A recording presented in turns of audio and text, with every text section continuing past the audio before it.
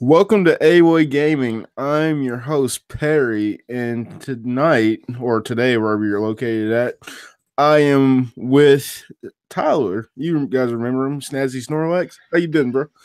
I've been good. I've been good. Thanks for having me back. I'm looking forward to it.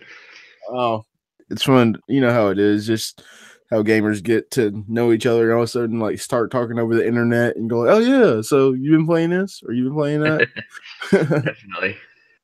Yeah, and like if you're new to the show, what we do here at AWOY Gaming is that we look at video games, but we look at it in a way where how they might have been able to influence as we were growing up, and like not just us, but also the industry. And Snazzy, or like I would go back and forth with calling him from Snazzy or to Tyler. He his game was Kingdom Hearts. Correct me if I'm wrong. Oh no, that is 100% correct. Okay, and we just talked about how it made such an influence on his life, and it's just such a great story. And tonight we're going to go deeper into what I like to call the A-Way projects, and like get a deeper meaning of each game and the insight on what would be able to go. But that's at the top of the hour. But first, we're just going to talk about video games like they're normal. So, Tyler, what have you been playing here recently? Most of my time recently has been into Breath of the Wild, the newest Zelda game, Wii U and Switch. Oh, Yeah, I played it when it launched last year on the Wii U because I didn't have a Switch just yet. But then over the summer, I finally got a Switch, and then just a couple weeks ago, I decided, you know what? I've been wanting to replay the game again. It's been out for almost a year. And so I actually traded in my copy from the Wii U, and then I bought the Switch version. I've been replaying it with the expansion pass. And I just completed the Champions Ballad DLC about a week or so ago. oh, shoot. So you've been playing some goodies. With Yeah. that being said, That's been my biggest game. And then, of course, Dragon Ball Fighters came out on Friday, and I've sunk in probably 8 or so hours into that since it launched. so what did you think of the Champions Ballot? It was Because I so good. because I personally beat it, and like a lot of people say, like that beginning part's really hard, and like it is, but it made the game fresh. Would you say that too? Yes, I definitely agree with that. Gave you a whole new challenge of a way that you weren't used to playing, unless maybe you play on challenge mode or master mode. My bad. When it came out, and that leveled up all the enemies and made it a lot more difficult. But that one hit, it's hard, but it was very fun. And those new dungeons were or shrines, I guess, were fantastic. Yes. Because like I even said, like this is great. It took them forever to give it to us, but I can understand like why that like it was being made. It's not even it wasn't even made yet. That's the thing. It was just announced. Like, okay, this is what you're gonna get. You're gonna get later on in the year. So, but we're gonna give you the master trials. Did you even tackle the master trials? Oh, nope. I did not touch any of the first DLC pack except for getting some of the special items, like some of the armor sets and all that. But see, I I think didn't that's even what. get to the expansion pass until both packs were already out. So I'm not even 100% sure what armor I got was from the first pass or what was from the second, since it was all kind of in one. That's crazy. Just to think that you didn't even know. You're like, oh well, it might have been this or it might have been that. What I liked about that was that it was good to see the champions, like their story, like how they became to be, and it's like, oh wow. I wish they would have added more. I think they could have added more though. It wasn't Definitely. disappointing, but I was just like, it was a 12-hour experience. I don't know how long it took you. It took me about 12 hours. Yeah, about 10 or 12, right around there. Yeah, and it was just different to play Zelda like this, like to have DLC with it. Because like normally when you beat a Zelda game, you're done with it. Hmm. Yeah, they So definitely went a whole this was new great. way with this one. Yeah, and like I think you would agree with me that like without spoiling this, it's just that fight that you have. You know what I'm talking about? Oh, yes. Oh, yes. It would have been better if you had your Master Sword maxed out. Hmm. Yeah, Yeah. it would be something I wish I'd done was done the Master Sword Trials, but I knew how hard they were, and I just wanted to get through that Champion's Ballad. I wanted the story, so I just went ahead and went straight on once I could, and did it that way. Yeah, because like I was just going like, this would have been a lot easier if I had my Master Sword maxed out. But I really don't have time to be that hardcore of a gamer. I got other games to play. As me becoming a reviewer and stuff, it's like, okay, I gotta go. Right, yeah. Now, if I had had the expansion pass as it like when it first came out, and then had months to do the sword trials before the Champion's Ballad released, I would have done that. Would have spent the time learning how the trials work and working my way through all three different sections. But as it was, I had a Champion's Ballad already, and since I'm very big into story, I wanted to know what new stuff they introduced with it, so I kind of rushed it in a way. Oh yeah, but like I feel like when it came to the actual trials, it felt like kind of like repetitive. Like, okay, go look at there, go find it.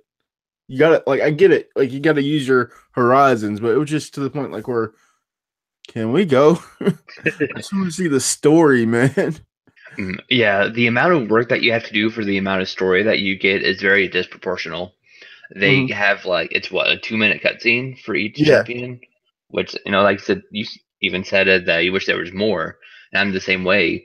We get a nice little taste of what they were like before the whole calamity happened, but that's it. It's like a small taste of what could be so much more.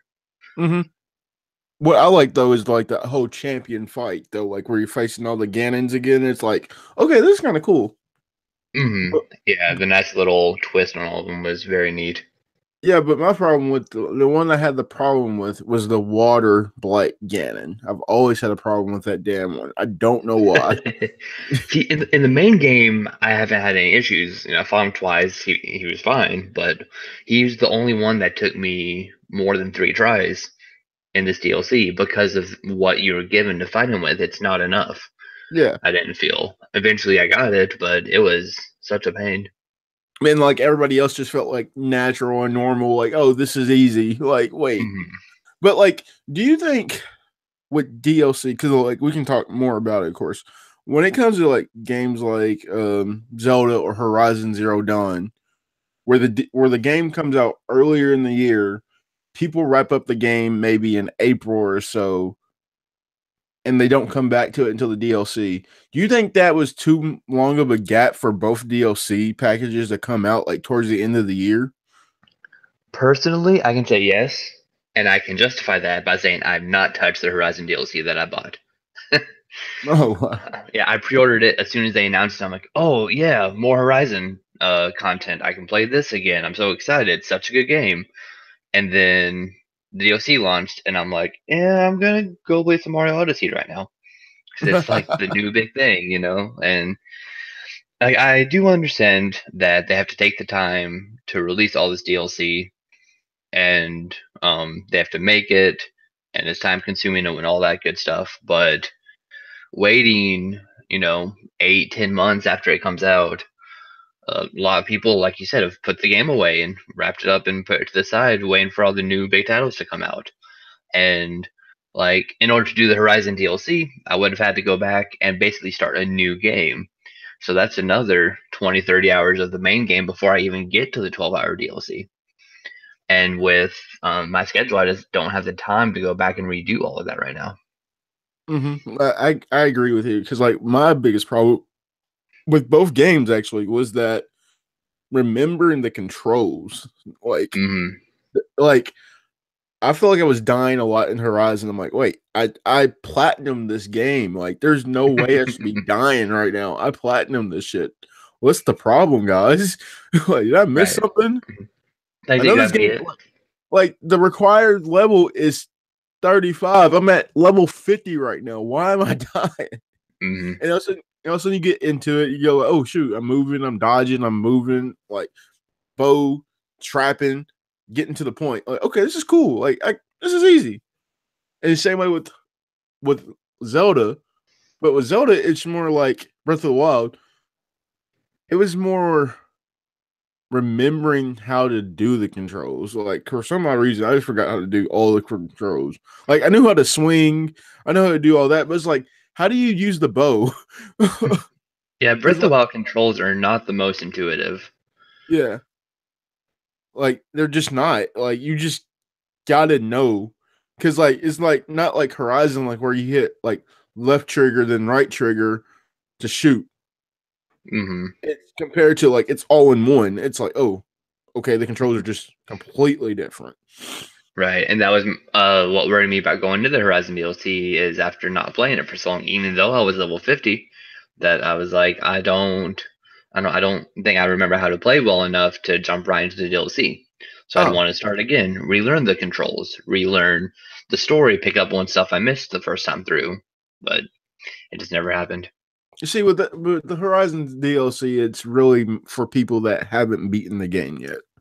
As Really. compared, yeah, it really is like a midway through it. It's like mid game. While Gotcha. Breath of the Wild is like you do all this stuff right before you face Ganon. Right, yeah. So it's not even that you beat the game; it's just that you did all the stuff that you're supposed to do, and then you go do the champions ballot, and then you face Ganon. What you think of them adding more DLC to Breath of the Wild? I know there's nothing announced right now, but do you think they could? No, I think they're already in the planning stages of making the next game in the franchise.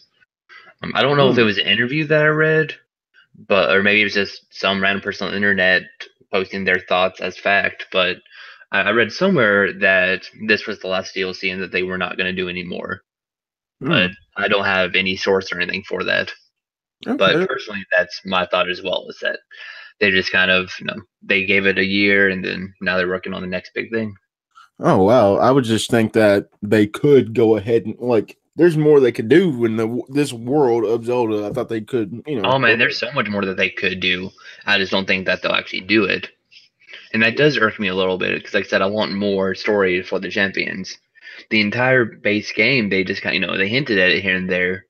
There were a couple scenes through each storyline, and again, just gave you a taste of what more story they could show. And so that's why I thought the champions battle would be a lot bigger in terms of story. Yeah, but obviously it was not the case. So Right. I'm glad. Like I would still recommend that to anyone to play. Like that. Oh, definitely. That was Gameplay is probably, phenomenal.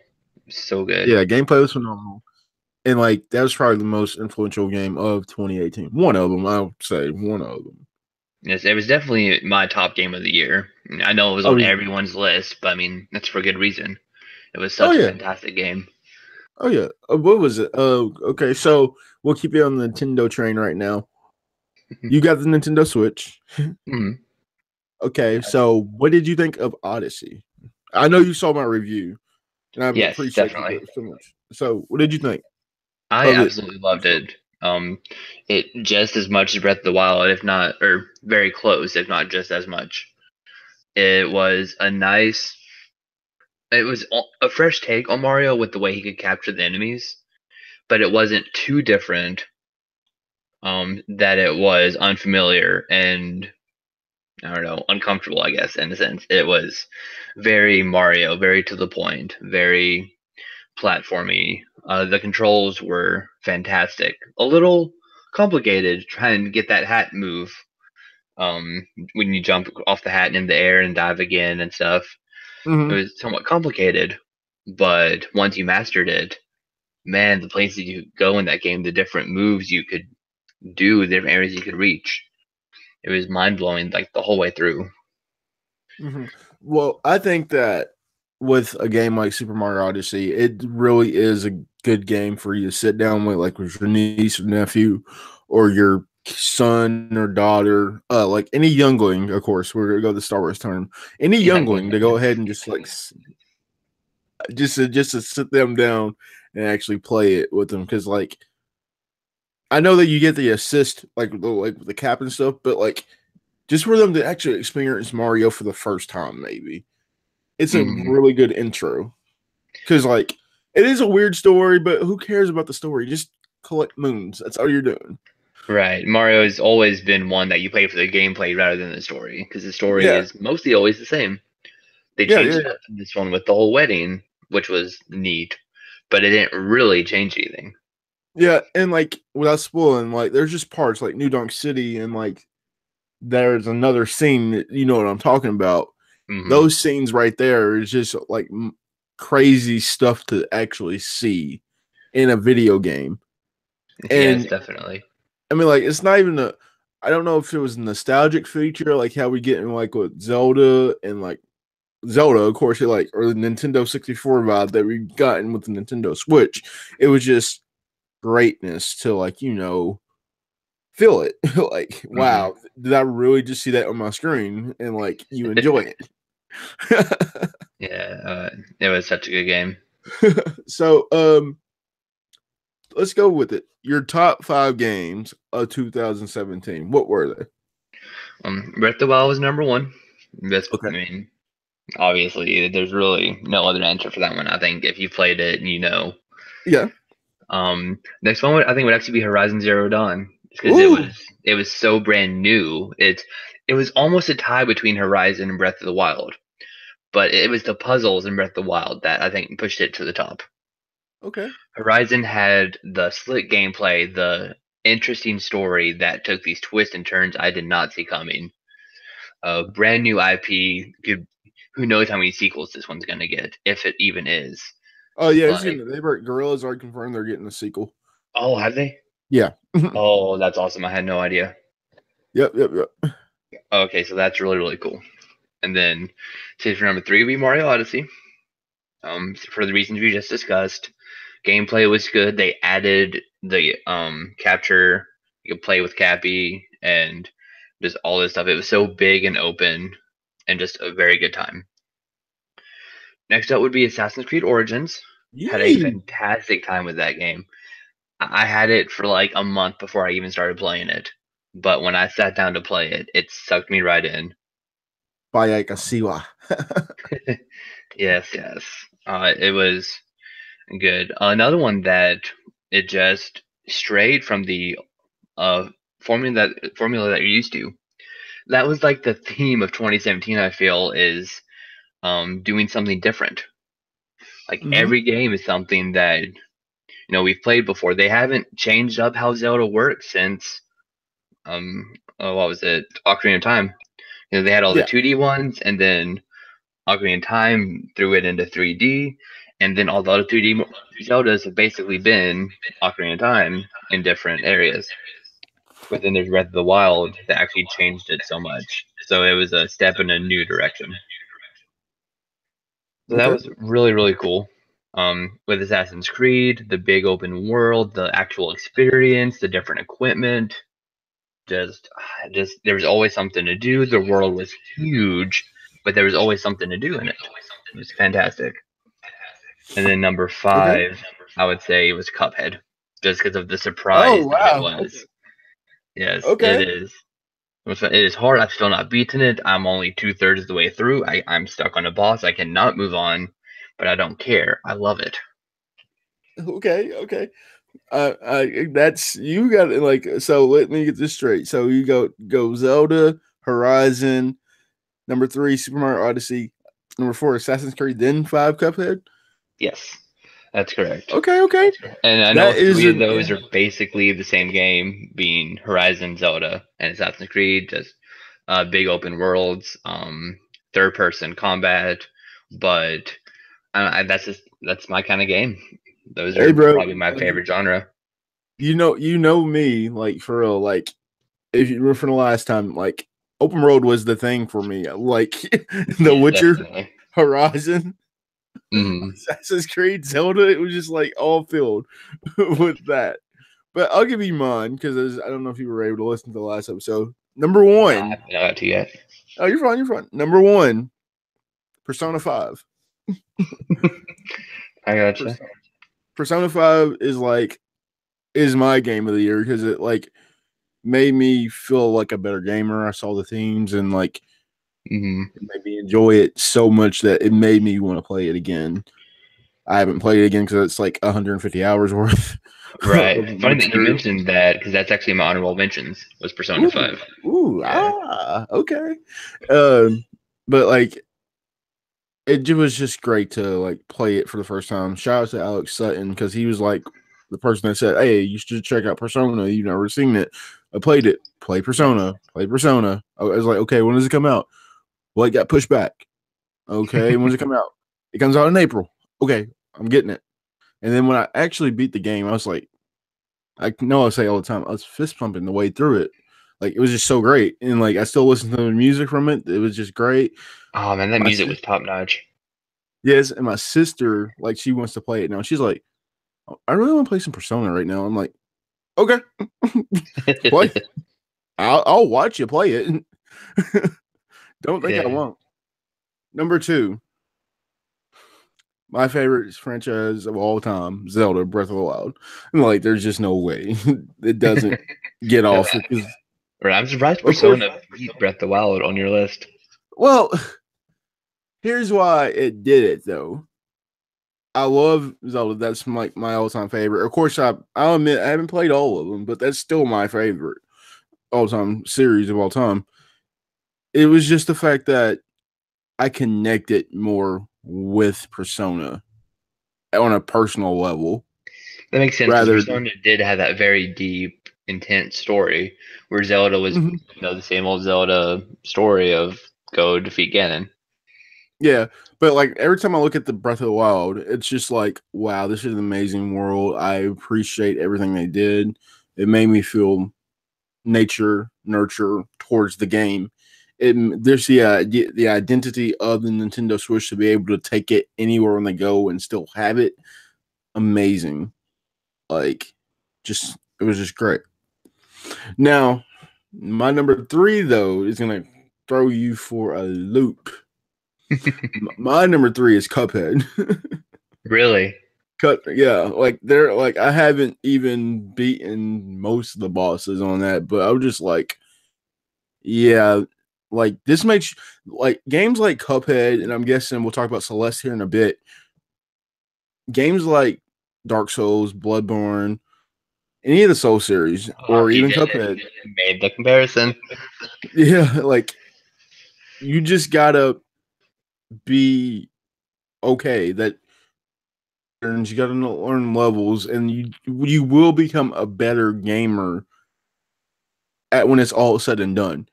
And like I felt like just being able to beat a couple of bosses on there, it made me a better gamer overall. Like, okay, nothing so hard compared to what I just faced in front of me. And you know exactly what I'm talking about. So just Yes, definitely. I mean, reasons on my list as well.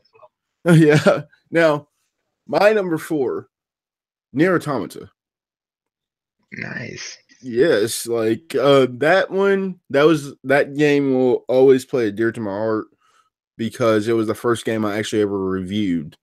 Like when I first started this channel and podcast and what I Oh, want to that's do. right. It is, isn't it? Yeah, it's really the first one. So I was glad that I put it on there and like I had to make it level, go like, okay, this is really good. Like there's no way it can't be out of the top five. And like I can't or like just for purposes, I'm still not allowed to speak on it on this podcast until shout out to Thomas Adams, who's a dear friend of mine who's a listener, hasn't beaten the game yet. So I can't say anything too much until he beats it. So Gotcha. Yeah. yeah, so and then my number five, Horizon Zero Dawn. Okay. I Yeah, feel you. it's great. It's a great game. Like I used to bash it, but I can't bash it anymore. I played the DLC, I platinumed it. Obviously, I have some kind of feeling towards the game. Yeah. I like Ashley Birch as an actress. She killed it. But I don't know how I feel about Aloy as a character just yet. So I'm gonna let her groom me a little bit. I gotcha.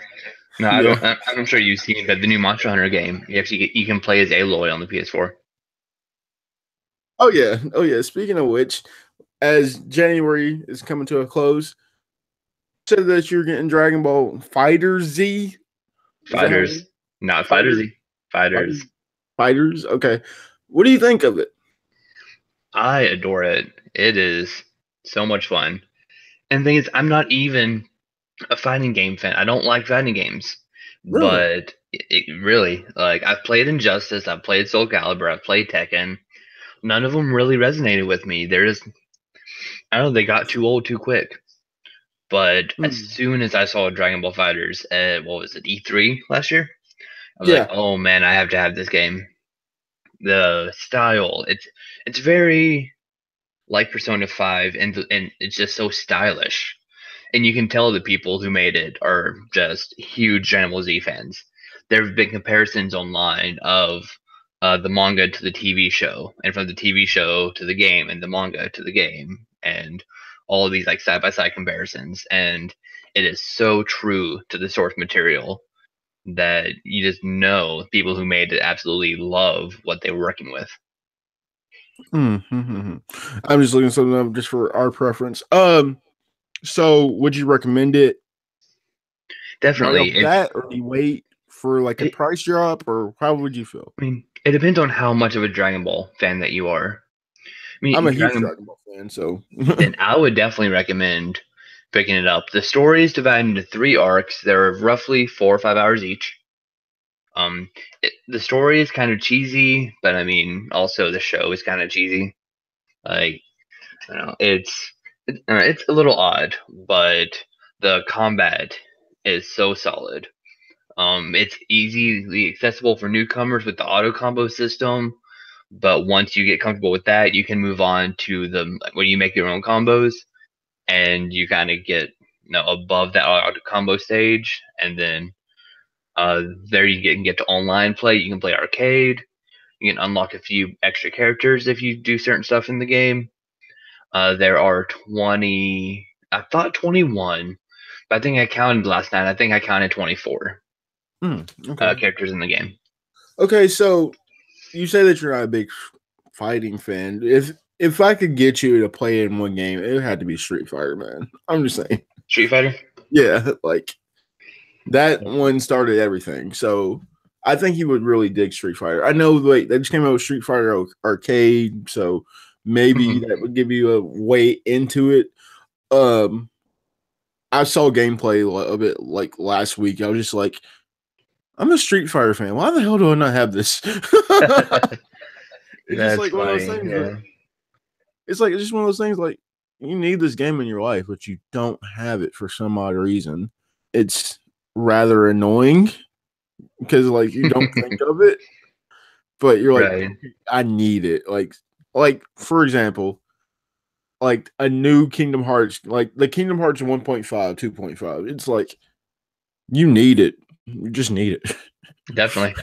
it. I've bought it on PS2 and PS3 and PS4. And if they port it to Xbox, I'll get it on that. It's like that and Skyrim. Freaking Skyrim, man. I have 5 copies, or have had 5 copies, and I still want to get it on the Switch. I don't need a I sixth mean, copy of the game, but I want it. because the thing is though, with the Switch, and as we talk about Nintendo, they're doing something that is never it hasn't been done in a while. Or like for the first time ever, you're taking it on the go. And I don't know if you buy your games cartridge style or digitally, but for some odd reason, like me knowing that I have 3 games, well, I have more games, of course, but I have all 3 of my Mario games on the Switch. So it's like there's no way I can get rid of Mario. Mm, Pretty much it increases the value of the Switch the more you put on it, I think. definitely. And So since they finally added in that system transfer option, so if something were to happen to it, you can still like transfer your stuff over. Because at first you couldn't do that.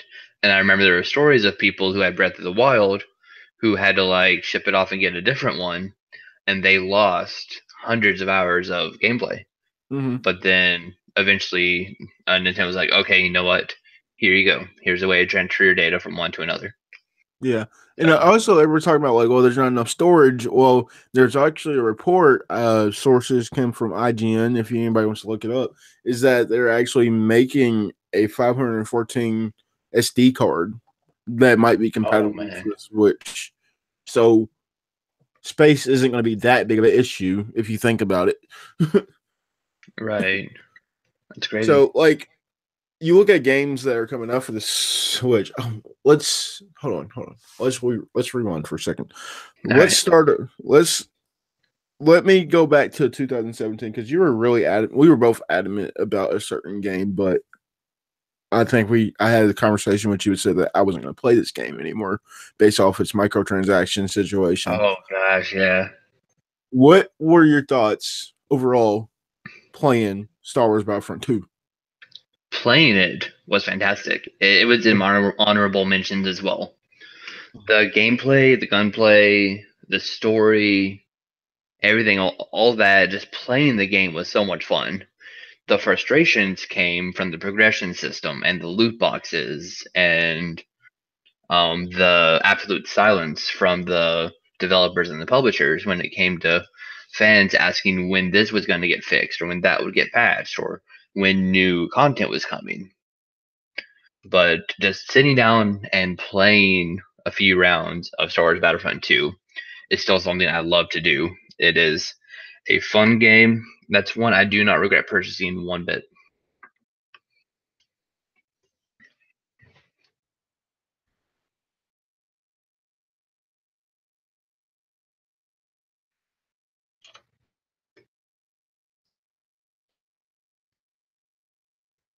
So, and one thing about it is that right before it launched, they decided to take out the actual microtransactions part of it, the crystals and all that.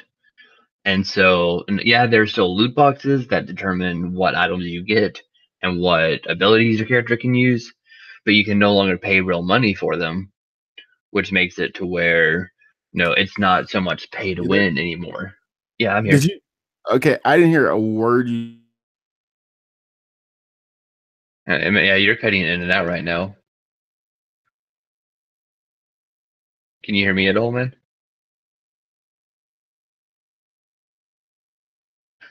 Hello? Yeah, if you're talking, I cannot hear a single thing.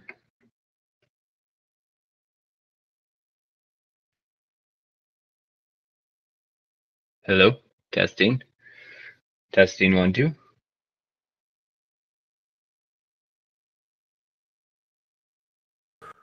You there, Tyler? Yeah, I'm here. Okay, I'm sorry. I don't know what happened to my computer. Technical difficulties, guys. What were you saying? Star Wars Battlefront 2. Okay. What was the last thing that you heard? Um,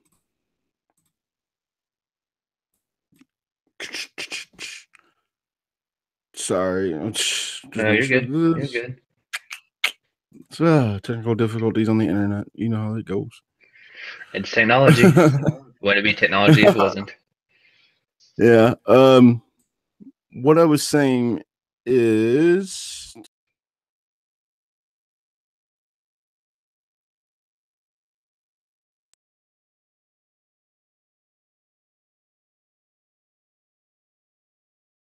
I think your mic is muted. I can't hear you again. there you go. That's dumb. I don't know what happened. We're talking about microtransactions with Star Wars. Right, yeah. And then I was telling you about how I really like it. Did you hear any of that You said spiel like at the all? progressions messed up. I don't know. Like my computer just like froze. Like it was like wow. Gotcha. Yeah, well, to summarize it, gameplay and actually playing the game is fun, but the progression and the loot boxes are quite frustrating. Okay. So, but it was cool because the developers actually turned off the microtransactions right before the game launched. And Yeah, so, that's the last thing I heard. Actually, was okay, that they went quiet. That they yeah, went quiet. Yeah, Dice did go quiet. I remember that. No, EA went quiet. both So did kind of though. Dice just now started opening back up about a week or two ago, and responding to a bit of the fan base here and there. okay. But like, I don't blame Dice whatsoever for the game Fulton. That's definitely EA's fault. I No, really, I 100% agree. Dice, yeah, they're the ones who flick the microtransaction switch on and off, and they're the ones who tweak the credit system. But it's EA who forced them to implement the microtransactions to begin with. And that's why Yeah. the progression system is the way that it is, because it was built around microtransactions. So when they turned that off, it kind of screwed up the entire progression. Yeah. That's yeah, it was just a bunch of bullcrap that happened that way.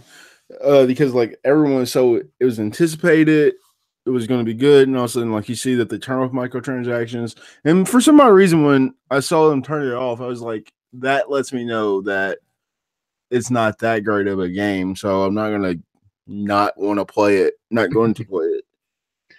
So, Gotcha. so, and then all of a sudden, like it was really like the next week, I saw like price drops on that game so fast. I'm like, really? I'm like, Yeah. Granted, it did come out. Well, oh no, I guess it was after Black Friday. 'Cause it no, was no, no. November when it Yeah, launched. I'm not. It's right before, so Oh, it was right before. Battlefront 2 release date. Hmm. Yeah, I thought it was November. November 17th, so it's a week before. So, Okay, that's right. So, yeah, I guess it went on sale, technically for Black Friday, but really it very well could have been EA to be like, hey, people, buy the game. yeah, like we Um, need it. Like mhm. Disney's gonna Yeah. get to us. Yeah, I saw what was it? A chart saying that like they only sold 800,000 physical copies of it in like a month's time compared Wow. to I think it was what Call of Duty's 4 million. Shit. Yeah, it was just crazy. Now that didn't take into account the digital sales, but Yeah. still, that's a pretty big jump from what was supposed to be one of the biggest games of the holiday season. Oh yeah, it was supposed to be, And and that then does worry me a lot because, they had all these plans for, a year or two of free DLC, new seasons every few months. Started with The Last Jedi. We're supposedly getting more Clone Wars stuff soon, supposedly. But now that the game is essentially flopped, then I don't see EA, which is the publisher who's all about the money, wanting to support this game that isn't going to make them as much money as if they were to support something else that sold so much better. So I'm scared that the free DLC content that was promised is going to get scrapped, and we actually aren't going to get much more content for the game. speaking of which, like I don't resonate because I actually adored The Last Jedi, but some people would say that oh, the movie didn't do too well, so the game didn't do too well either. I'm like, oh, two different things, but okay. Right, definitely. But like I said, I absolutely adore The Last Jedi. I know a lot of people that don't like that movie. That's just your personal preference. Definitely. I'm with you on that one as well. I did very much enjoy it. I saw it twice in the first week, which I don't Ooh. normally do.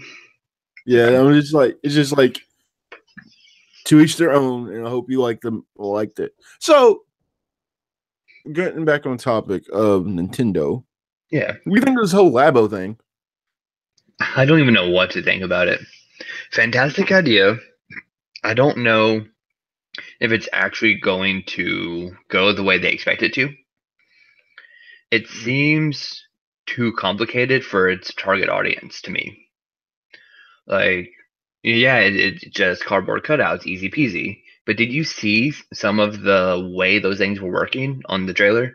Yeah, like a Like, backpack and stuff. yeah, I'm the like, backpack one when they were doing the fighting games, there's all these pulley systems in the back. I still cannot figure out how the piano plays. That one just I don't know. I don't know if as you press down a cardboard key, if there's a string inside that will push or pull on like a trigger or something like that, or what. mm-hmm. But that one's confusing. Um, the remote control car seems pretty cool. Mm. It looked to be like one of the simpler options. Um, So like you're just supposed to use your Joy Cons and put stuff on it. I'm like, wait, what? It was kind of weird. yeah, it's I don't know, like it's obviously aimed mostly at children, and Mm-hmm. so they have the cardboard cutouts, which of course the parents would help them put together, almost kind of like Legos, but it seems I don't know, it just seems more complicated than that. And so I don't know until they show more videos on like each individual component. I don't really know what to think about it. they just gave us a brief overview, a taste of all the different stuff they have in mind for it, and I just need a bit more information before I can really make a decision, I think. Mhm. Yes, yes, yes. Now, I what do you think of Nintendo just having all these indie games right now? Just like I think it's good for the Switch, but some people saying like, well, you have Skyrim, but you don't have the coolest version of Skyrim. Does it not have? It has all the DLC and stuff involved, doesn't it? Yeah, but they're saying, well, you can't mod it. I'm like, but Oh yeah. I mean, that's all another ballpark there. It's like how you can on the Xbox, and technically you can on the PS4, but Sony really restricted that. mhm. So maybe Nintendo just doesn't want people modding it. I'm not too sure on that part. Yeah, I But just don't. I just feel like you don't need it. Like, just play the game. and there's so much good stuff in the game. That's why I have 5 copies of it. I haven't So actually played it, so have you not? I've never been like a first person shooter kind of guy, like first person, because I always Mhm. felt like I get sick. But Gotcha. now that I'm older and I'm getting into playing video games, like I got the Game of the Year edition of Overwatch for Christmas. I just Mhm. wanted it because like I just want to play some Overwatch at some point, and like maybe we could play together. I don't know if you're an Overwatch fan or not, but like it just seemed fun. Like I played it before and I like Mhm. actually love it. So I'm getting into the dig of playing games like this. Gotcha. Yeah, I have Overwatch. I haven't played it in a few months, but I own it. So Okay, maybe play some a ton. sure thing. Um, what do you have any friends that have an Xbox One X? Um, I do, Mm-hmm. and that's about it. Do you Oh, have do one? they? I don't know if you do or not. No, I don't have one. I'm Okay, waiting. I'm just asking, like, what is their overall experience? Are they enjoying it or their Overwatch or their Xbox? Xbox? The Xbox one. Xbox experience. I don't know. I really like mine. I mean, PS4 is still my main console. No, I'm talking about the Xbox. One X. I'm just the One Oh, X. Xbox One X. Gotcha. That I don't have. No. Oh, Um, you don't have any friends that have one? So no. okay, No. okay. That's what I was asking. Like, oh, okay. Like I said, like I don't know. Some people saying they're actually enjoying it, and some people say they're having problems with it. I don't know if you knew anyone that were having problems with it. No one personally. I've read some stuff online. I know a bit about it, but personally, I haven't talked to anyone who does have it. But I do know that the game files are absolutely massive. Most games nowadays are still 40 or 50 gigabytes, but for that 1X enhancement, that adds in another 30 to 40 gigabytes on top of the base 40 or 50. So you're looking at roughly 80, 90 gigabytes of storage per what is it, per like 4K game, and that baffles me. Mm-hmm. So it's just crazy. Just thinking about how we're just in January, and like I know you played the Monster Hunter World beta. Hmm. It's currently in review for AWA Gaming, so I won't give too much what I think about it. But what did you think about it? The beta was fun. I did enjoy my time with it. I only completed 2 of the hunts, but Mm-hmm.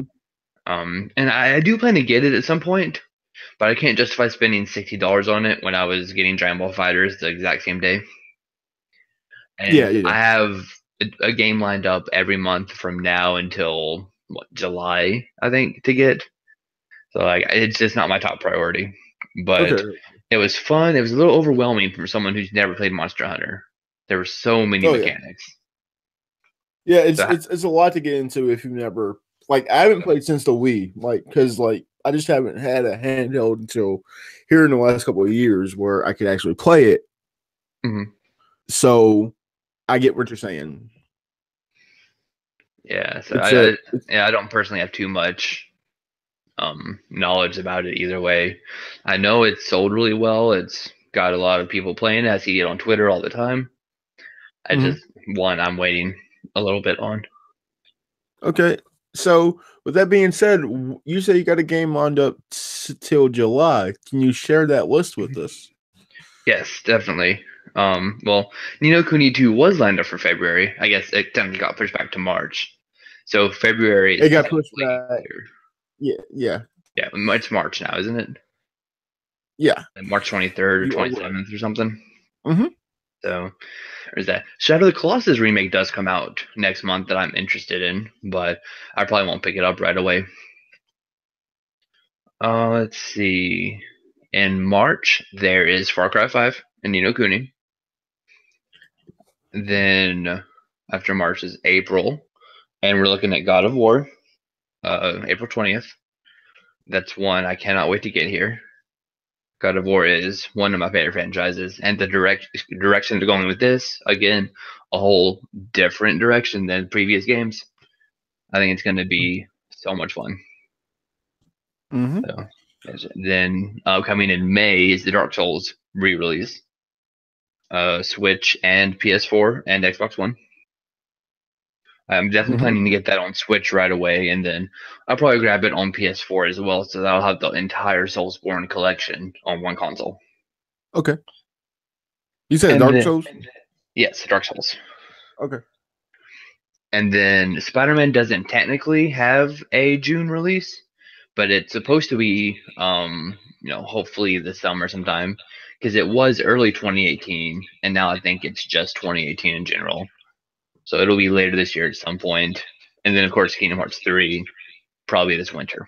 So. Mm-hmm. Yeah, the more with the event, the news source that just came out is that Nomura will be there in April at the D23. Was that what that is, or No, the Union April is the X? Union Cross event, but there is D23 in February. It's on February 10th. Yeah, There's going to be a whole Kingdom Hearts event. D23, and also I think a week or so afterwards, though, Tyler, if heard me correctly or not, Pokemon Direct too. So that might give us some insight on the new Ooh, I Pokemon hadn't game heard for the about that one. Switch. Huh? I hadn't heard about the Pokemon Direct. Oh, if they announce that there's going to be a Pokemon game coming for the Switch in 2018, you know they're probably going to address it for the Pokemon Direct rather than the Nintendo Direct because they're their own company. So, Right, yeah. so that's where you can gather that from. But we're just looking at I'm just looking at some of the games that you were mentioning. God of War, Mm. 420, blaze it. Yeah. Kirby, are you a Kirby fan? I've never actually played a Kirby game. I've Really? always been interested, really. Okay. I have, what is it, Superstar on the Super Nintendo Classic? Mm-hmm. I have that. I've not played it, but I Mm, need to. okay. Okay. The game that you said Darksiders 3, or you Darksiders fan? Dark Souls 3. Or, wait, Dark no. Souls. Hey, Dark Souls is the one I'm excited for in May. Dark Souls, So, just a normal Dark Souls is what you're excited for. Have you played those games all the way through, or no? Or yes, I have played Dark Souls 1. I platinumed it on PS3. Played about halfway through it on PC as well. I played, what, 10, 20 hours of Dark Souls 2. Never Mhm. beat that one, but it was different because it wasn't directed by the same guy. It was Oh, the same company from software, but the guy who directs them did not have a part in Dark Souls 2. now what's crazy is I know some people that Twitch stream, and they said that Dark Soul, or I think it was Dark Souls 3 and Bloodborne, they said that they were like at a critical point in their life, like where they were really down. And then they start playing that game, like both of those games, and it made them feel better as a person. What is it about hard video games that makes you release stress? Do you know? Or For me, it's that sense of accomplishment when you finally overcome it. Like they're difficult games, yes, but they're by no means impossible. Mhm. You have to learn the game. You have to learn the timing of the movements. You have to learn how the different weapons attack. You have to learn what weapons work good on this enemy and which ones you need to use for this other enemy over here. You need to learn how to block, how to parry, how to dodge, how to not get hit just in general. Mhm. It's a very ebb and flow type of game. Yeah. And it's a lot of repetition, um, but you learn something every time you die. Okay, no, you learn something every about 90% of the time you die. Yeah. So some of those are just stupid deaths, but overall, it is very much a learning experience, and Mhm. you get so invested in it. And then, you throw yourself at this boss over and over again. You get a little bit farther every time. You see their health bar get a little bit lower every single time, and then finally you just go through and you destroy the boss. You get hit once or twice, and that sense of elation that you feel is just pretty much unbeatable. Okay. So I'm like I said, I got to dive back into it because like I remember it being so hard that I was like, okay, fuck this shit. I took a break, came back, and was like, oh, this is actually really easy. Yes, that Like, will happen a lot. I spent, was it 3 months on the final boss of the Bloodborne DLC? mhm. I cannot beat it. I'd go at it for a couple of days at a time, a few dozen times a night or something. I'd play. I would, that one was not so much for getting better every time. It was more like every day I would get a little bit better. And Oh, that's yeah, it go was for It was it was a pain, but it was fun. And then eventually, I'd put it down for a few weeks while I did some other stuff, and then I'd come back a little bit later. I'd play for a few days. Finally, after like 3 months after starting it, um, I was co-oping the boss with a buddy, and we just spent probably 3 to 4 hours just getting that boss a little bit lower every time. And finally, we took him down together, and it was such a fantastic night. now that look at the other games on the list. I was surprised that you didn't say The Last of Us Part Two. That might not come out this year. I don't think it. If it does, it'd be a shocker. What do you think? I don't expect it to. Okay. Um, I'm sure they did say 2018 when they first announced it, but I actually don't remember that happening. Yeah. I don't remember ever seeing a 2018 release date for it. I don't ever remember. They didn't show it at E3. It's always at the PlayStation Experience that they show it all. So it's like, Mm, yes, there is so that. And then the reason I didn't mention that is because specifically, I was just going over the ones up through the summer, and then I threw in Spider-Man and Kingdom Hearts at the end. But yeah, yeah, yeah. No, no, yeah, no. I'm just talking about like Mega Man. Are you not a big Mega Man fan? not really. Um, I have Mega Man 9, 10, and then I think it's Mega Man X that's on the Super Nintendo that I have. Okay. I All like right. X a lot more than the original games. Yeah. It's just a bunch, or not a bunch more, but more. I don't even know what I'm trying to say. Just more flashy, I guess. Mm-hmm. Yeah. It, The X series is way better. Like, yeah. yeah, yeah, yeah. Okay. Sea of Thieves. No. Not Yes. really. No, I've seen a couple trailers and a little bit of the beta for it. I mean, it's one I might look into at some point, but I try not to go overboard on the games I get just because of, having to pay for everything and all that. Yeah. So I try to keep it to a list of like 6 or 7 games a year, Yeah. but Yeah. I feel like it's going to be hard to limit that this year.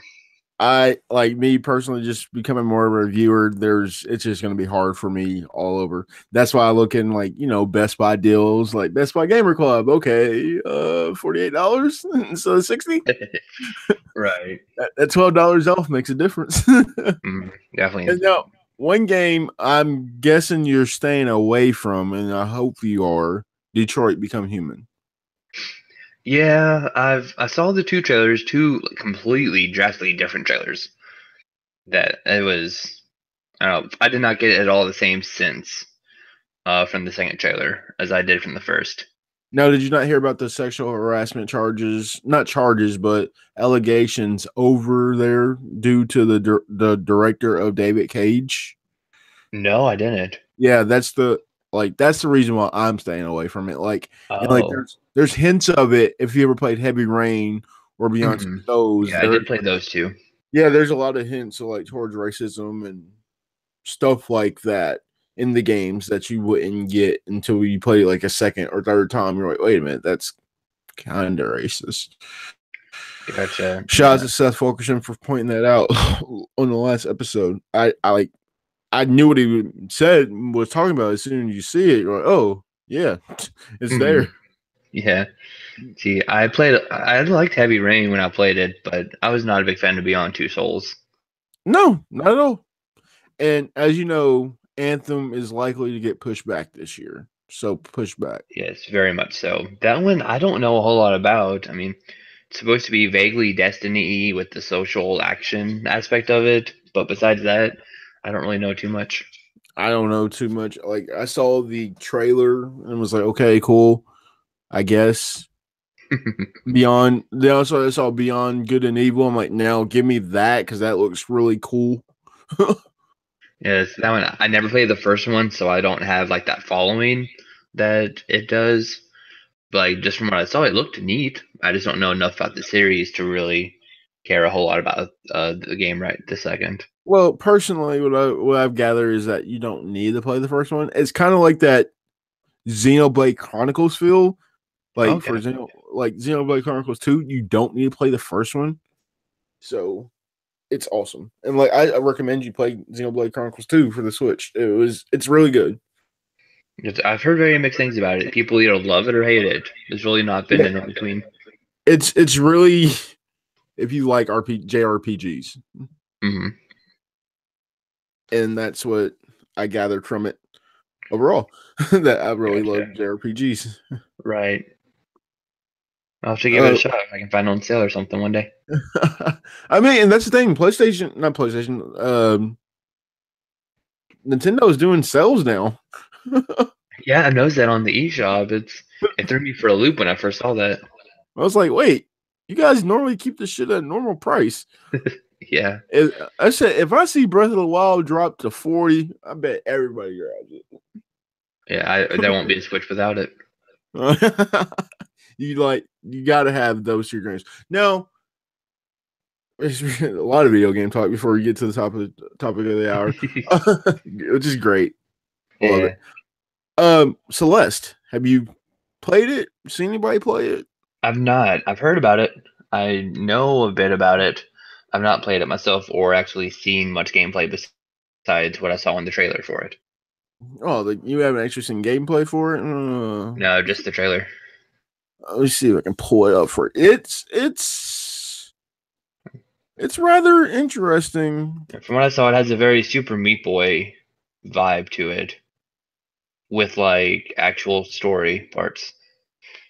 Yeah, I haven't played Super Meat Boy, so it's very hard, very very hard. It's like short little stages, and you basically have to play it perfectly. What's up, guys? Zach Scott here. No. Let's see what this guy has. Let's see. Let's go in. This is chapter 1. Let's see what he got. All right. There we go. It sounds like let's just skip over. This is from the people who made Towerfall Ascension, isn't it? Yeah. That was a really, really fun game. Apparently, you don't have to do a lot of this stuff. For all you audio listeners, you can look up YouTube videos for Celeste. It looks really different, and like you just die over and over. Wow. Huh. Holy snap. How does he... I guess maybe I have to survive. That's really cool. Yeah. Like, I suggest everyone check it out. And it got a 10 out of 10 on IGN. Like, yeah, I saw that too. It's like, it's funny when Monster Hunter and like Giant Ball Fighters are getting like 8s and 9s, and then here's this little, pretty much indie game. It gets a 10 out of 10. I was a little bit surprised, not gonna lie. Yeah, but the thing is, though, with games like this, and like I get why, because I listened to the Nintendo Voice Chat by IGN today. The guy that scored it, he's not a Nintendo reviewer, so for him to say it's a 10 out of 10, I can believe because that was his honest opinion compared to like someone that is affiliated with Nintendo all the time. Mm-hmm. If that makes sense. Right. Now, is that only on the Switch, or is it on... No. He reviewed it on the Switch. So Okay. no, but he's a PC gamer, so I'm pretty sure he played it like on every other platform. Gotcha. But it's just the best. They think that it's just better to play it on the Switch because you can take it on the go. Right. Yeah. But you play on PC, of course. It was just the fact that he said, "Yeah, like it's just great. It's just a 10 out of 10 game." Yeah. I have nothing else to say. And then you look at Monster Hunter 9.5, which isn't a bad score. I can see where they're coming not from. at all. So it's just great to see different reviewers. And like I'm pretty sure you follow certain reviewers and rightfully so. Angry Joe or AC Gamer or any of these people, they know they have a great fan base. So we just know that some people just need to realize not everybody's getting paid off, and like we really are being serious about what we're doing. Because like at the end of the day, Tyler, you're a gamer, I'm a gamer. We're all in this industry together. If we don't, even though we might say a game sucks or we don't like it, we're all in it together, and we just want the best experience for everybody to play. Right. We're here to have fun, and that's what we try to do. Yeah, but like people go, well, Nintendo does this, or Xbox does this, or Sony does this. You're a Sony pony. What the fuck are you talking about? We all played Nintendo at the beginning when we were kids. We all had PlayStations. We all had Xboxes. Yeah, Where did this whole all kind of done a little bit of everything? So yeah, it's like where did this come from? Like it's just weird. Yeah, but if anything, PC deserves every credit because they can run anything. True. But yes, except for the PS4 and Switch exclusives. Yeah, that's it. So they're forced to buy Nintendo. That's it. Yes. But yeah, but let's get into the Kingdom Hearts topic. I feel like you were the best person for it because, like, I know that's your favorite series. It's one of my favorite series, but not as great as Force. Gotcha. Let's start off with, if you were to rank all of them, how would it go? If what now? If you had to rank all of them, how would it go? Oh, geez, putting me on the spot, man. Let's see. Kingdom Hearts 2, top, without a doubt. Then second one, and this is gonna be different from a lot of the Kingdom Hearts fan base, so keep that in mind. My number 2 is Birth by Sleep. That's mine. Very, very much enjoy Birth by Sleep. The gameplay has some problems. It's not balanced. It's not optimized. Blah blah blah. But it's fun. I enjoy it. I like the story. I like most of the characters. It's a fantastic game overall. And before we continue, all spoilers are allowed. So if you're at this part of the podcast, I'm sorry. You can just go ahead and turn it off, or you can come back and I could put a time code in until I catch you. Like, yes, Kingdom Hearts spoilers for days. All over for days. Yes. Number 3, I'd put Kingdom Hearts 1. Followed by that would be... Oh man, I'm torn between Dream Drop Distance and Recoded. I'm torn. They're both decent, but not great. I honestly would probably put Dream Drop Distance next at number 4, followed by Recoded. And then after that would be Chain of Memories, and bottom of the list would be 358 Days Over 2. Okay. So, yeah, the first 2 like resonate with me, of course. Like actually, first 3, and then Dream Drop, and then never actually played or Recoded. So Chain of Memories. Now, when you say Chain of Memories, are you talking about Chain of Memories or Re-Chain of Memories? I knew that. I guess there's a difference in between the two, and I didn't realize it. There really is. I didn't rank both of them, but there is quite a difference. Well, I was just talking about the one that's for the PlayStation. So is that Re-Chain of Memories? Yeah, that's the remake. because it was originally on Game Boy Advance. Speaking of which, they should have just made that the gameplay, just the normal gameplay, but I don't know. It worked a lot better on the Game Boy than it did the PS2. Chain of Memories for Game Boy Advance Yeah, that's is by and large considered a better game than the PS2 remake. yeah, that's why I'm just like, yeah, I should have just let the gameplay alone. But no, okay, Namara, whatever you say. Let's get into it. When did you realize? I mean, because like when you look at the history of Kingdom Hearts, the way it's supposed to be set up is that you have Final Fantasy characters mixed with Disney characters, and you have these new characters named Sora, Riku, and Kairi that their job is to pretty much relive the Disney movies that you grew up with. Right. At what point did you know that this was going to go completely opposite of what you thought it was going to be? Like at what point in the first game? Or like overall story? Because like we can just say now that it's not what we thought it was going to be. Like it's not going to be, oh, you're just going to the new worlds just to relive the story that you already know. Yeah, it would have to be. It really wouldn't be until you got to Neverland in the first game, for me at least. That's whenever you find Kairi's body and you realize, she doesn't have a heart anymore. It's been taken, and Riku, your best friend, is all like not emo, but he's very like aggressive and confrontational.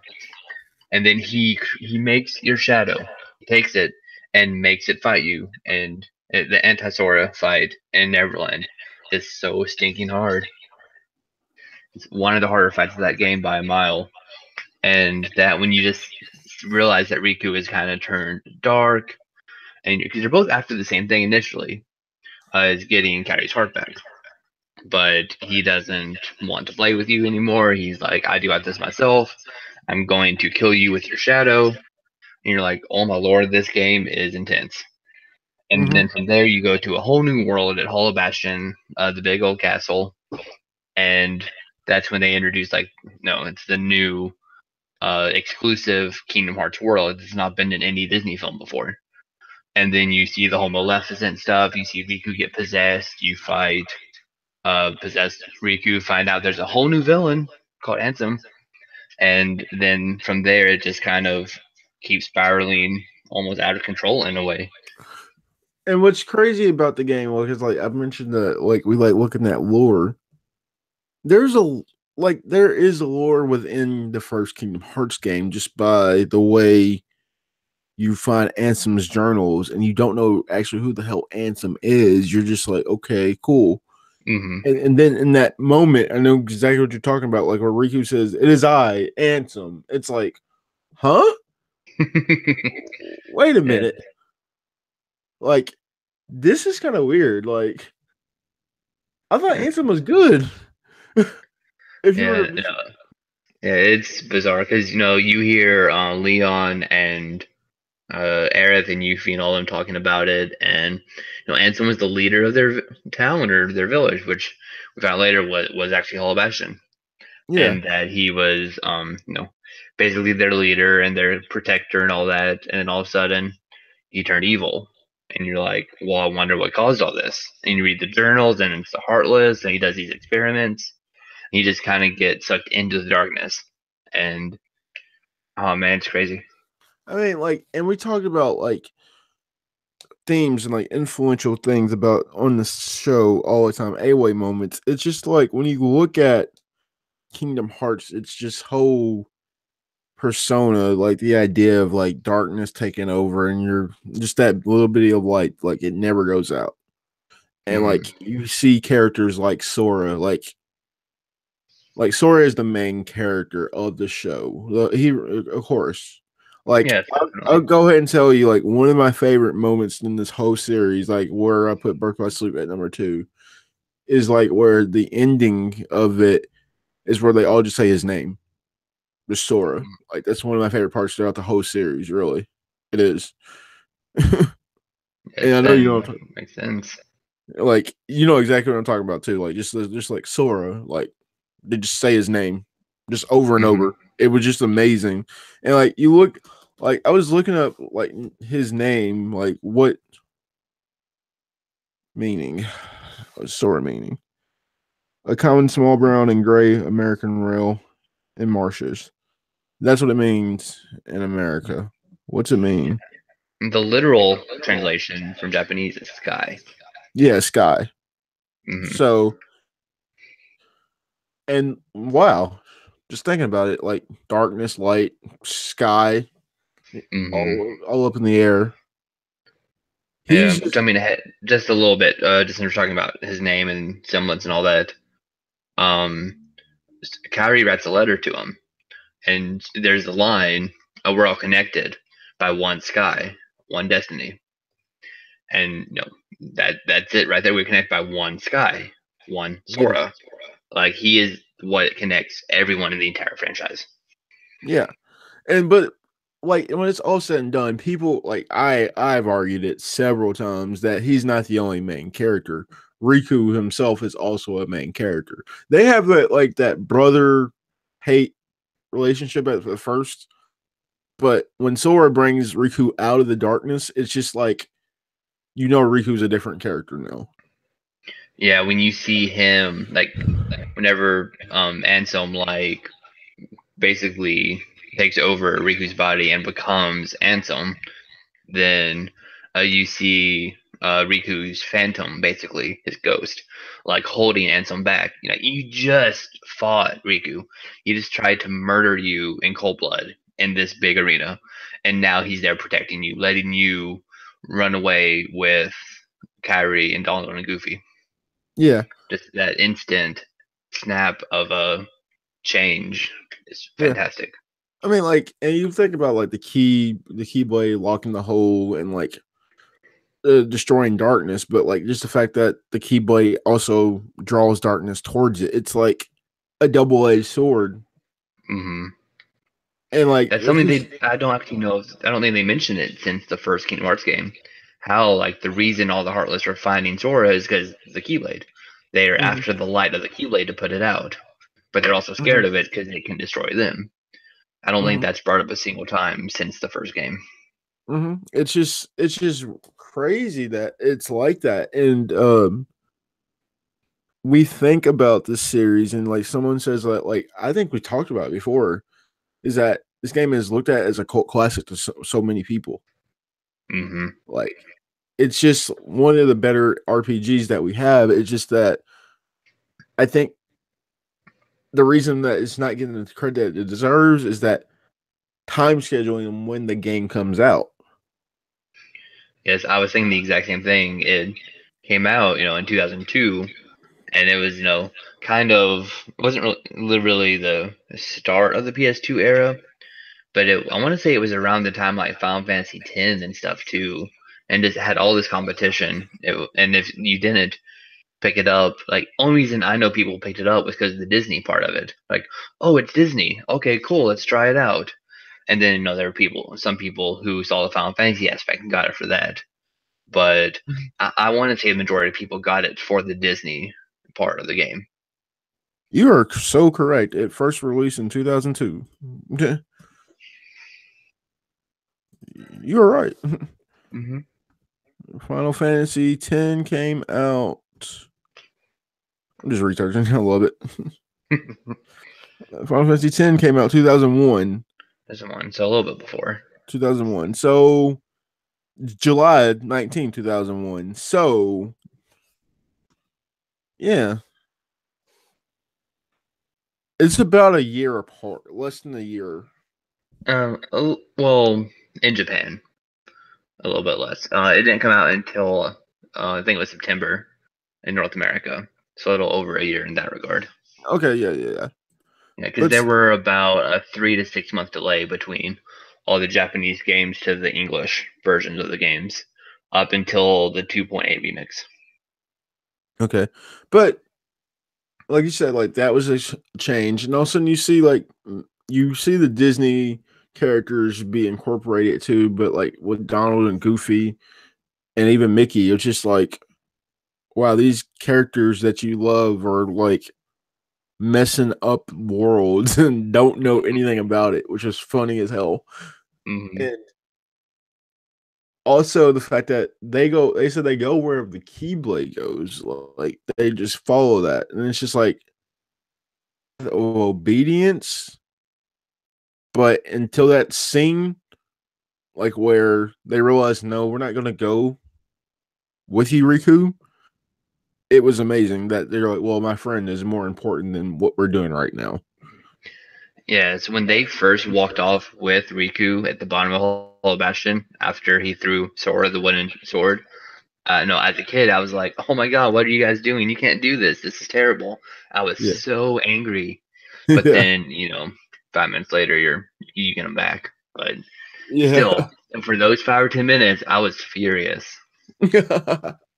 And then like what was funny is that like because I think that's the part like where it's like there's no way you're taking Kyrie's heart. I remember that line completely because you're Hmm. fighting Riku. We're fighting Ansem Riku, and Yes, I had to say, whenever you fight Ansem at the end of the game, probably one of the most spookiest moments ever played.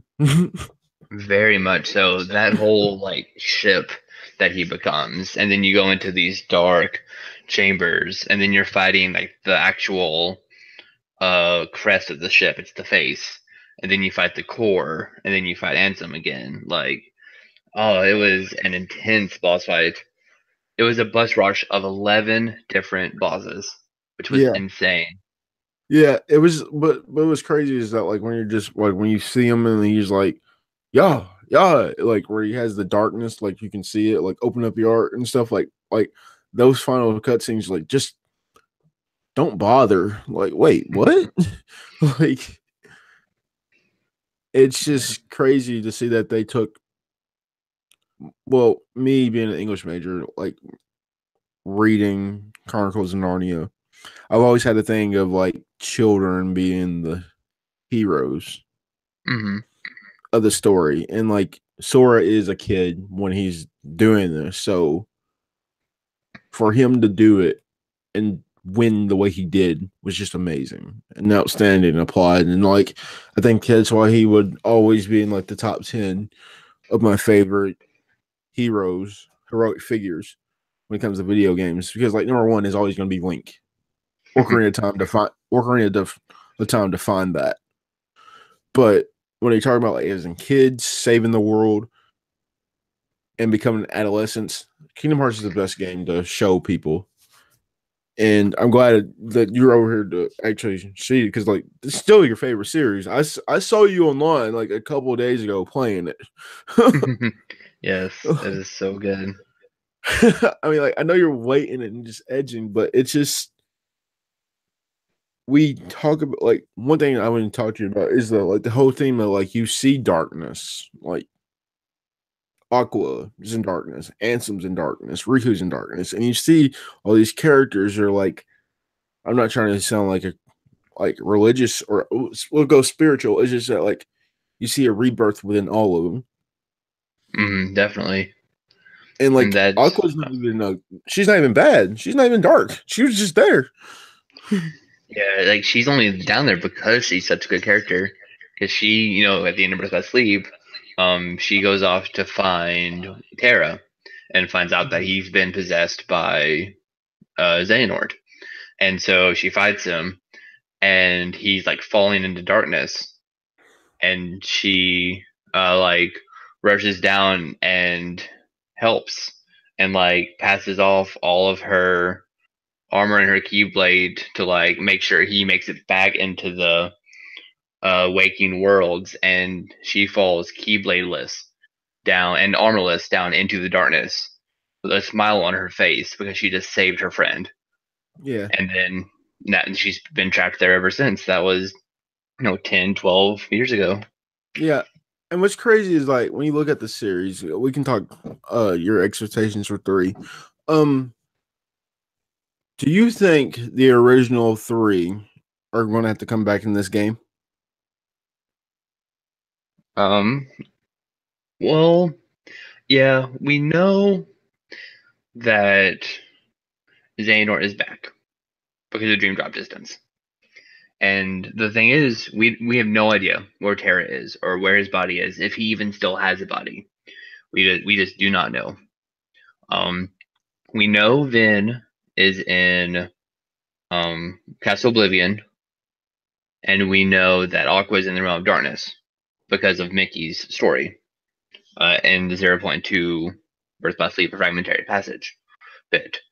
And so we have the main characters looking to bring Aqua back, but also it's like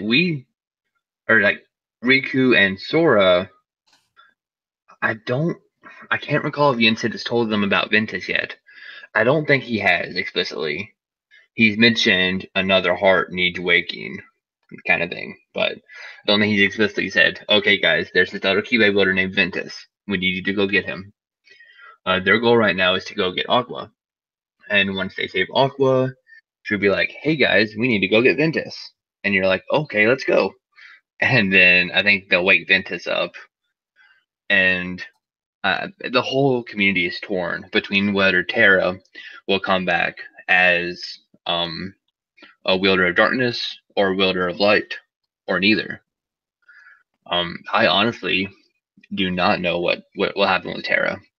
I think he's out there somewhere. I think by the end of it, he will become another wielder of light. I don't know if he'll be part of the 7, but I think he will make an appearance in the game again. Definitely. Okay. I think, like I said, I can see that happening because I'm just saying, like, it all has to come full circle. And also, like, my dad, like, he's just stubborn as hell. He knows it. He's not gonna. He hasn't played Birth by Sleep. He hasn't played Dream Drop Distance. He's ready to play Kingdom Hearts 3. I'm like, oh my god, you're gonna be so fucking confused, man. Yeah, it's not. Games.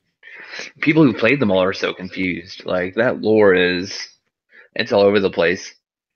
And I know out there are plenty of people who played 1 and 2, maybe Chain of Memories, and be like, okay, I played 1 and 2. I'm ready for 3.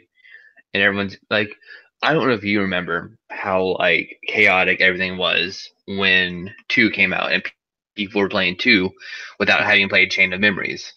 Everyone was like, well, this is weird. I don't know what's going on. Why is Sora asleep? Why is it a year later? What is going on?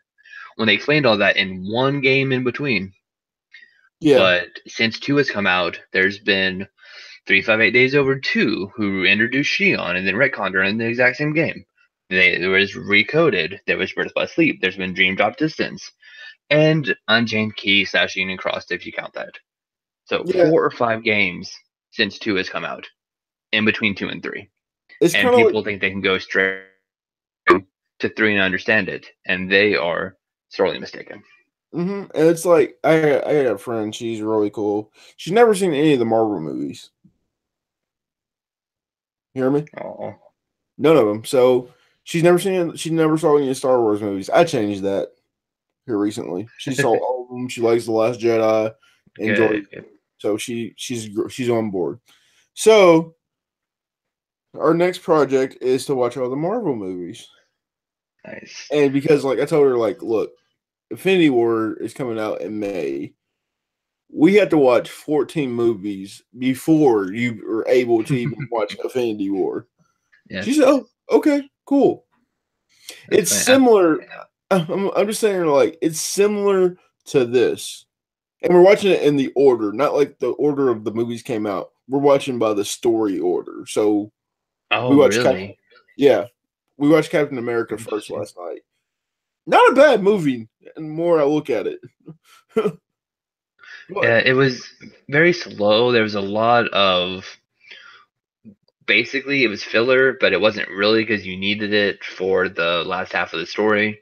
Yeah. But the first half was like such a chore to get through before it actually really got good. Yeah, in my eyes. Yeah, like, to me too. Like, and she was like, "This is not bad." Like, I don't know why you said it was bad. I'm like, you know what? It's not a bad movie. Like, I've only seen it once, and I saw it when it came out.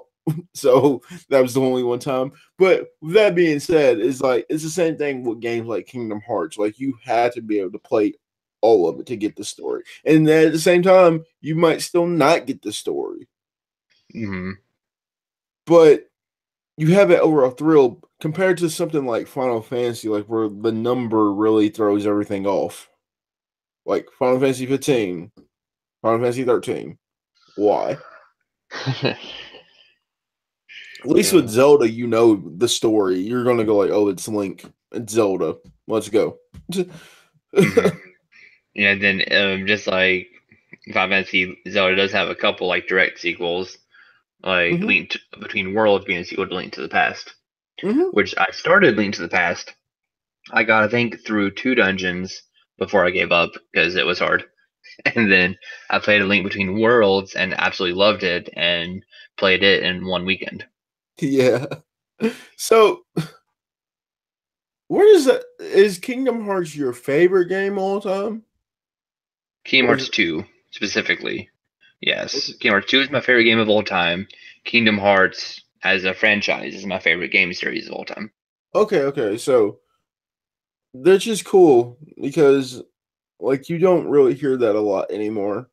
Like, something different outside the big 5. Outside of, like, Assassin's Creed or GTA or Final Fantasy or Mario or Zelda. Like, Mm-hmm. you don't hear someone say, "Oh, Kingdom Hearts is your favorite of all time," and you I'm have the right definitely the black sheep of you, the family. you have every right to say that. You're very genuine in knowing each game. Like just knowing, like playing on the hardest difficulty, platinum in it. Your favorite character outside of Sora is who? You mean above Sora would be Riku, Outside of Sora, outside of right? Riku. But I also like Riku more than Sora. So Oh, yeah, really? like Sora is not my favorite character. Oh, wow. Why Riku? He's had so much more character development throughout the series. Like Sora's always been this happy-go-lucky kid, and by the end of Dream Drop Distance, he's still kind of this happy-go-lucky kid. Like he's a few years older, he's still goofy, he's still kind of not oblivious, but very very childish, which is fine. I mean, that's his character. That fits him just fine. But Riku started off as like this cocky kid. You know, the score's 1-0 now, Sora. Ha ha ha. From Kingdom Hearts 1, whenever you'd fight him on the island. And then, and, you know, throughout the game, he kind of, you know, gets consumed by darkness, kind of turns evil, then finally just ends up getting possessed. And then finally he turns around and becomes good again. And then, but after that, from then on, he's fighting the darkness in himself through the entire franchise. He has this internal struggle of him and the darkness. One of my favorite moments in the game, the entire franchise, is the end of Chain of Memories. At the end of Riku's story mode, he walks out of the castle, and Diz shows up, and he's like, "Okay, Riku, or do you choose the path to light or the path to darkness?" And then Riku's like, "Neither. I choose the path to dawn." And so he actually is like on this path from darkness to the light. His Keyblade reflects that. In Kingdom Hearts 2, you know, he has a sword from Kingdom Hearts 1 for most of the game. And then somewhere between or during Sora's second visit to each world, his Riku's Keyblade basically is like, you know, you are worthy of a Keyblade. And his sword, Soul Eater, transforms into his Keyblade, Way to the Dawn, which is basically his Soul Eater sword with an angel wing on it. And it grows a hilt, one dark wing, one light wing. And it is just such a powerful, symbolic presence of his internal struggle and finally coming to terms with the darkness inside of him and learning to use it while still not being consumed by it and working his way towards the light. Sorry, they kind of rambled on a bit there, but I absolutely love Riku. No. Like Riku is one of my favorite characters of the series. So, like, that's why I say I always ask that question, like, who's your favorite character outside the main character? Right. Because that always raises the question how much you actually like the series or not. You can go ahead and Gotcha. say like I can go off rip right now and tell you like you just name a game that I might have played and I can tell you my favorite character outside of it, outside of the main character, and that's how much I really enjoy the game Mhm. within itself.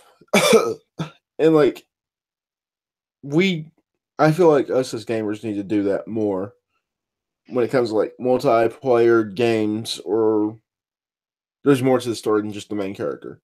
Main Mhm. characters that are like, okay, like you pretty much when you said Sora is Goofy and that, my first thought was a Goku character. Just It is just very much a Goku Vegeta relationship. Mhm.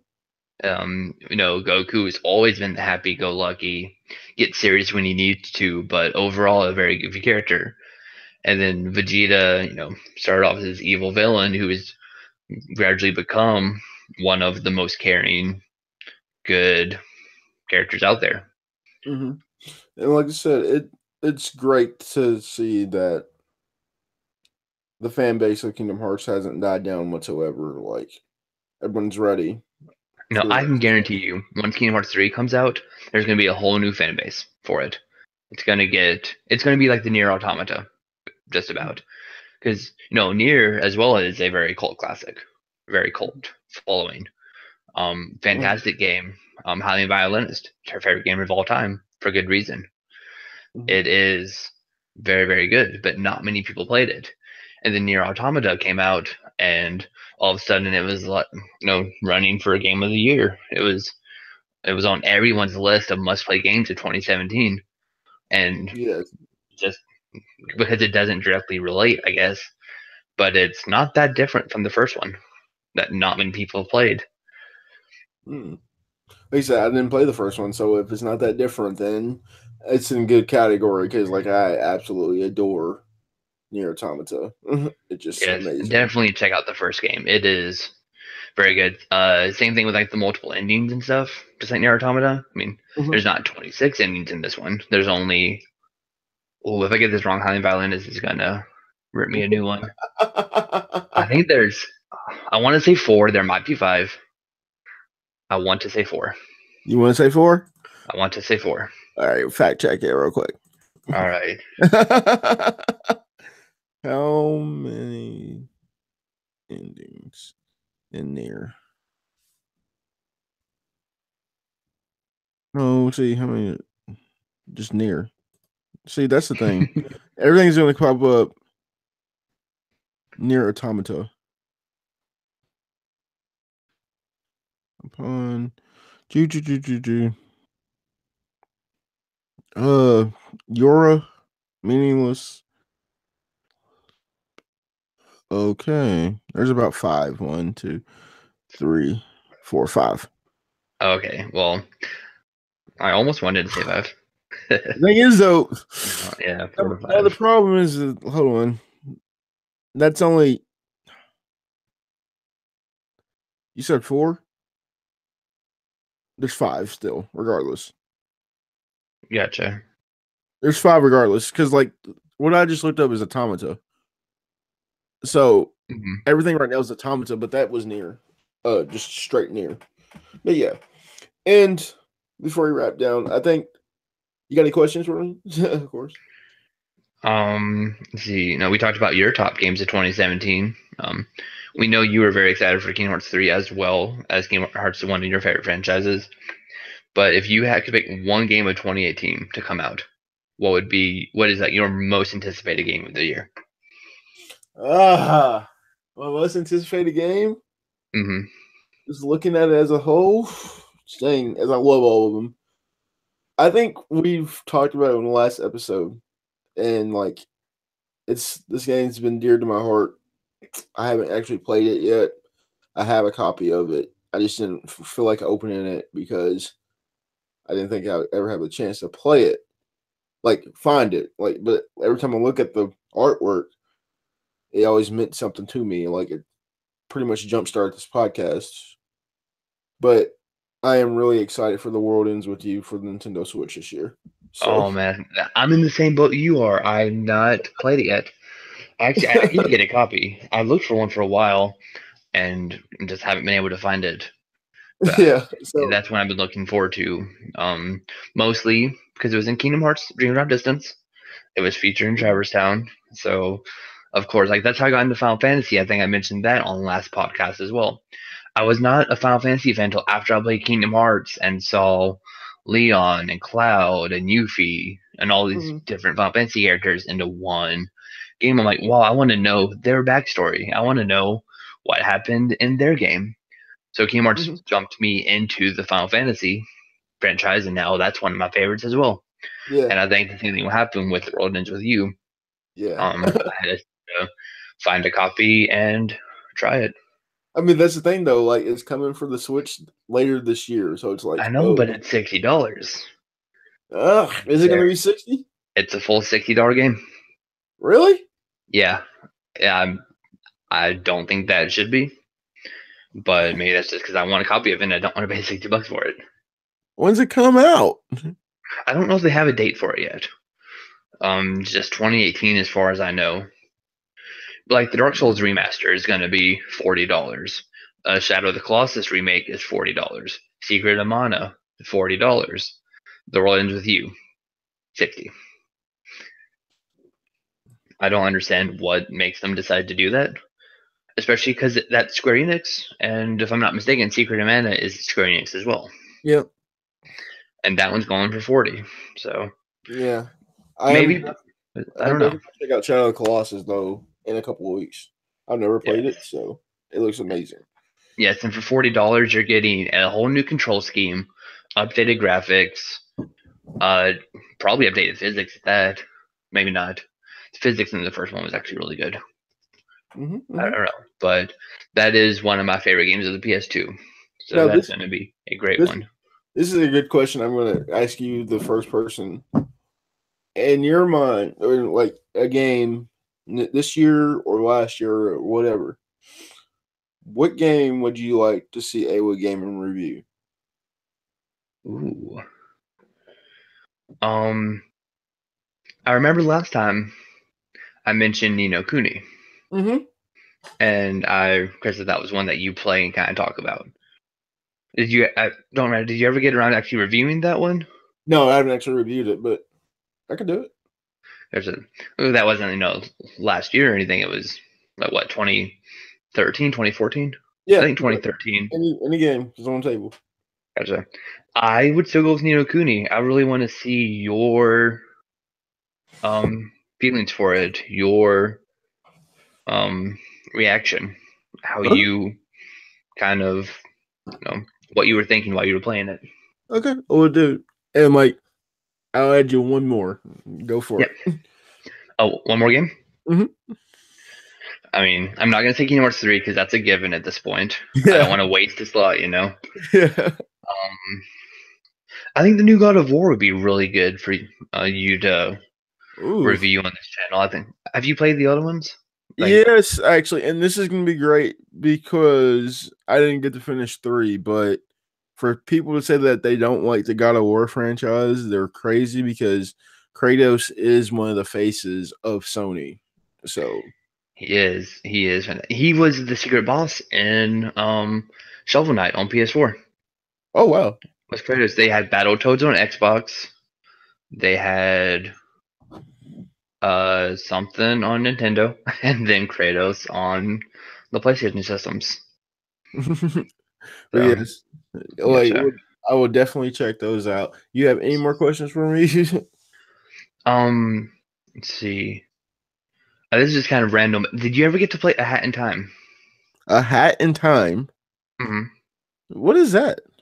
That is a 3D platforming game by Gears for Breakfast.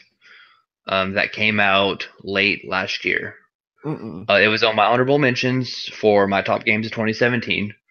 I'm not done with it yet. I'm about 3/4 of the way through, but it is fantastic. It's like a low key Mario Odyssey.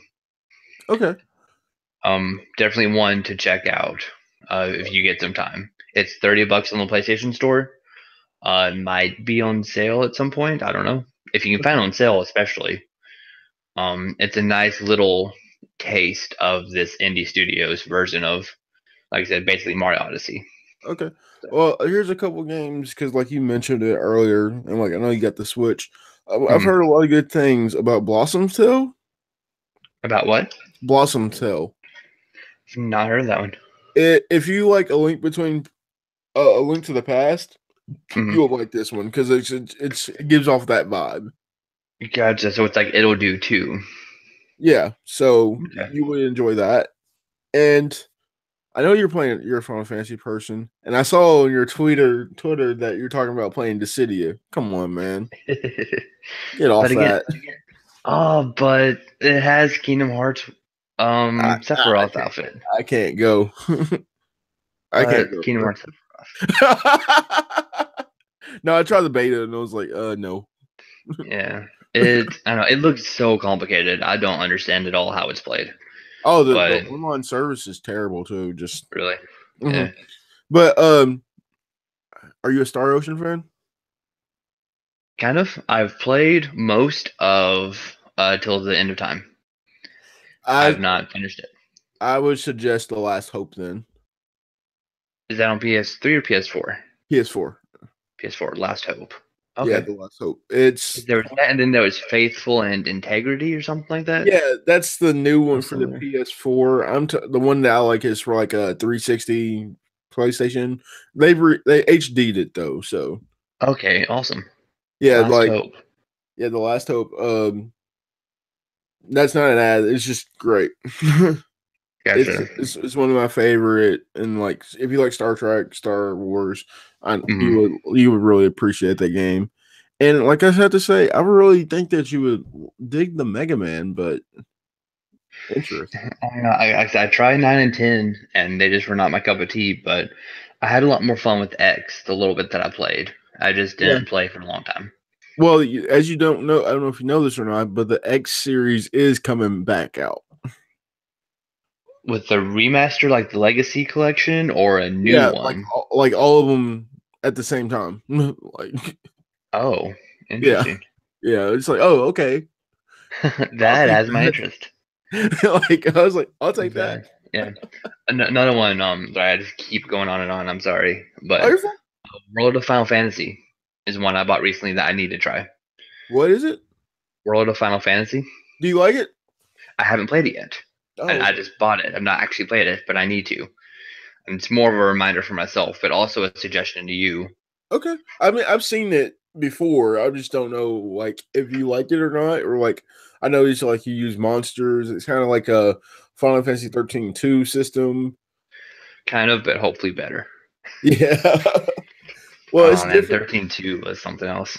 Oh, well, that's the thing, though. I like Lightning as a character, but not her story. Yeah. Sorry, Final Fantasy 13-3 is one I also need to play. One I've had for a couple years. I just never sat down with it. But I played 13 through twice. I played 13-2 once. And I've heard the gameplay for Lightning Returns is actually a lot better. It's weird. It's like the first game's story is the best, but the gameplay is the worst. And the last one's story is the worst, but the gameplay is the best. It's like a little cross section thing. That's what I've heard. Yeah, it's really play it. It's really, really weird. It's like, huh? Like, what the hell are we doing here? Yeah. Yeah, as we write down, because it's kind of late for you and like me. Where can we find you at, sir? I'm on Twitter at SnazzySnorlax42, I believe. And I had a Twitch channel for a while. I haven't streamed in months. If I ever do pick that back up again, that is also at SnazzySnorlax. Okay. And this is A-Way Gaming. I'm your host, Perry. You can find us on any of your podcast directories, even on YouTube sometimes, whenever I actually upload, but you can find it on any of your podcast directories. We did make that available. Thanks for the support that all that are listening. Thank you to you, Tyler, for leaving that good review. Like, I saw it, I was like, oh shoot. Like, No problem. You put good content out, and you really, put your heart and soul into what you do, and that, I mean, that needs to be encouraged. We don't need, half-baked ideas out there. We need full-fledged everything. Yes, and like I So, said, I appreciate it, man. It really means a no lot coming problem. from the bottom of my heart. And like I said, we'll bring you back on like as the year progresses because it's only January and there's more games to be played. And like I said, there's a lot in store for AWA Gaming. Like this is just the beginning of the fresh new year as we approach more video games and more people that want to discuss their ideas and are influenced as you are influenced about Kingdom Hearts and like how we're excited just to come on here to talk about video games. And this has been AWA Gaming. Um, we will see you guys tomorrow as we have another guest come on. And you all have a good night and check out the podcast later. Peace. Yes.